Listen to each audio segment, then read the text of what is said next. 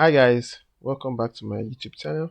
If you're new here, my name is Jesse and I'm a direct response copywriter who has freelanced for about 7 years thereabout.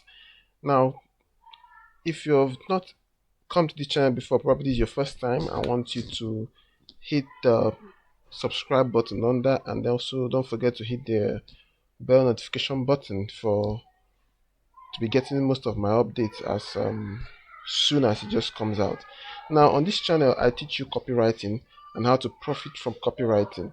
Now, the world of copywriting is gradually becoming saturated because a lot of people think they can write, but I would like to show you ways and strategic ways you can make every content you produce to be fire filled. Now, today we'll be talking about cold emails. Now, how to write cold emails that get responses. Now, a lot of people have very wrong notion of cold emails. There's a strong relation between cold emails and cold calling because it's all following the same strategy, which is getting people you have never met before to become interested in your business. Now, in this video, I will be teaching you how to make your emails more and more responsive. Now, if we scroll down, the question is, what are cold emails exactly? Now, if you're in Nigeria, you realize that a lot of us here don't value cold emails. We like doing things the rough way. Now, cold emails are emails you write to potential customers who you've never met before and they're outright strangers. Now, you must write this cold email in a way that will make them comfortable with you while introducing your business. Now, the sole purpose of having a cold email outreach is to generate leads. Now, the target is what you call is just mainly for lead generation. That is the main purpose. Let me highlight it here for lead generation. And now, why do you need leads? You need leads to you need to get these people into your business. Which are the leads? Leads are people who can be potential buyers in the future. Now you need to get these people into your funnel, into your sales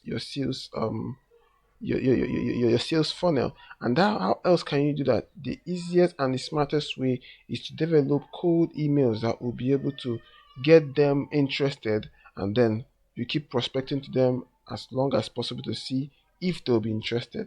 Now, if you're looking to learn copywriting as a beginner, there are various benefits you will get by learning how to write cold emails. Number one, cold emails are very difficult to write. Now, if you know how to write cold emails, you'll be highly sought after because cold emails are really difficult to write. Now, there are strategies which you can use in writing cold emails to make them as effective as possible. And I'll be showing you some of these strategies. So, learning these strategies will help you not just in email marketing, but to also help you in other aspects of your life, which is, for example, you will learn how to prospect to someone, introduce your business to someone who hasn't heard about it before, because the skills you've learned from cold email marketing will help you in talking to someone and introducing your business or any prospective business. So that's it. Now let's look at some of the basic things you need to understand about cold emailing. And now I will start from number one. If you're looking at your screen, you discover to get the right balance. What does it mean to get the balance right? That means to balance it between trying to sell and trying not to annoy these prospects. You need to use these checklists that I've outlined here to compose a very effective cold email. And number one, we'll be talking about providing genuine value and not a pushy sales campaign. Now, when it comes to providing genuine value, it simply means giving them what they desperately need without making it seem like you're trying to sell to them. Now, I'll give you an example. I want to sell a mobile phone to a company that I know should need mobile phones. And now, all I need to do is to make them discover some of the things a mobile phone will make, to make them discover how a mobile phone will make their job a lot easier by opening up those aspects those deep aspects that will make them understand how important a phone could be to them without still being pushy. So that's it. You need to give them genuine value. You need to give them genuine value. And what are these values? Now, after opening up these aspects where they need this phone, the next thing you need to do is to begin to align these deep holes you've opened with the benefit that your own product will be able to give them. Now you have dug in holes.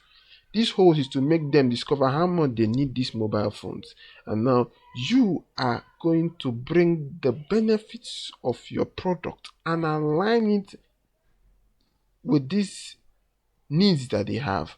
The moment you're able to fill in these deep holes with the benefits of your product, you discover that they begin to nod their heads as they read these emails. So that's one thing you need to know. Now, the second one is personalize your emails. Why? Because readers want to be treated like people and not numbers. Now, I'll tell you why. Now, people want to be treated like what? Readers want to be treated like human beings.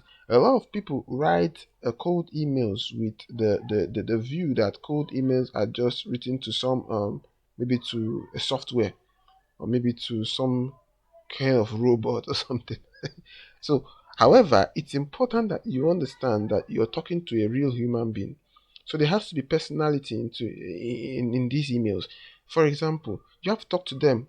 Your first lines, your opening lines has to be personable. Your first lines has to be things like, "How are you? How is business going?" It has to be something that someone can relate to, not like you're talking to a machine. So you need to make your emails as personable and personalized as possible. Talk to them like you're having a conversation. The difference is just that you're having a professional, formal conversation. Imagine you're going to an office to introduce your product. You will definitely be personable and personalized in your conversations, but you won't be too informal. And that's what he's trying to say. Personalize the emails without being too informal. Now, the third point here is email with the aim of starting a conversation or building a relationship. I would like to talk about building relationships because in every cold email outreach, there one of your targets should be to build relationships. Now, when you start a conversation, the end result should be to build a relationship.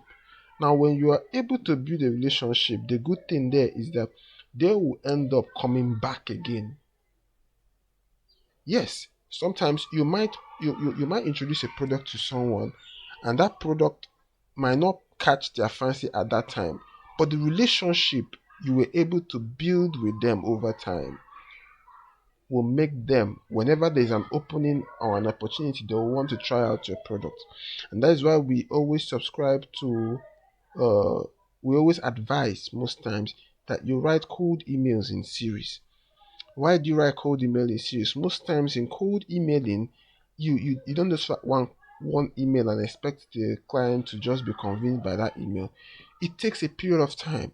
It takes you need to warm them up to your product. You need to tell them how your product is important to them and how it's going to help them. You need to build a relationship with them. It's a gradual process. You don't just wake up one day and then sell your product just like that. That's why relationship building is very vital when it comes to cold emailing. Now, the fourth point here is to ensure the reader would like what they are receiving. And how do you do that? The most important and or the most significant way you can ensure that your receiver will like what you're doing is to first tell yourself, if I was the one who is being pitched to, will I enjoy it? That's the truth. If you're not able to, if you pitch to yourself and it doesn't convince you that you buy your own product, then it's no use. Now, if you're a copywriter trying to learn how to write cold emails, you should be able to read your email to yourself. And if you read your email to yourself and it doesn't convince you that this email is good enough, then he's probably not going to convince anybody to buy. So you must learn to, as a writer, a new writer coming up, you need to learn how to you need to learn how to write cold emails in a way that will convince you of your own product. So if you're able to do that, I bet you'll be able to write a smart cold email that will get even the blind to take action. So the fifth point here is be brief but cover important details. And what does it mean to be brief? Being brief is that your email should indeed be roughly 100 words. Yes, roughly 100 words. Because if you are writing a long form of email, I'll try to show you. I don't know if I can have a couple of samples here. Okay, give me a second. I will get a sample that will help you to understand what I'm talking about. Okie dokie. Alright. I think I'm getting close to it right now. Now, okay. I look for cold emails. Okay. Now, here's an example of what a cold email is. I'll get through my samples. Now, it's important that you make your cold emails as short as you can. This is not even too short. It should be shorter than this. Now, your target here is to make it short as possible. Though not too short, but your target is to make it short, but still infusing those benefits that the product should have. And if you're writing cold emails for your company or writing it for your personal product, you should always try to make your emails within 100 words thereabout, while still infusing the major benefits of your product. So that's it. So the next point we'll talk about, while still aligning it with the sample I just opened, is be conversational. You need to be conversational. What does it mean to be conversational? You need to write your emails as if you are talking to a real person. This means you need to talk, you need to write these emails like you're having a conversation with somebody. The only difference is that these are formal conversations. It's important to highlight that they need to be formal conversations. Now, imagine that you just met a friend. Not a friend. Imagine you met a business tycoon. Let's take for example, you met Richard Branson, which is a bit rare. But imagine that you met a big business tycoon, and then your target is to make your product valuable to this business tycoon. And how do you do that? You have to be as conversational as possible while still infusing benefits of your products that cannot be overlooked. And that's that. Don't use unnecessary complicated words and jargons in your emails. Meaning, don't try to use too much uh big grammar that probably someone can't really understand. Don't try to be too complicated. Just be yourself. Explain what your product is going to offer or the product you're writing about, and try to be conversational. So the next point we discuss here is never use generic text in your emails. A lot of us just go on Google, type out cold email sample, and then we begin to copy and copy and copy and copy and copy. And in the end, what do we achieve? Nothing. These emails are generic. They are all written to be posted online. You cannot make anything reasonable by using these generic emails. Now, what you need to do is to try to avoid generic texts that are for everybody. Yes, texts that are for everybody.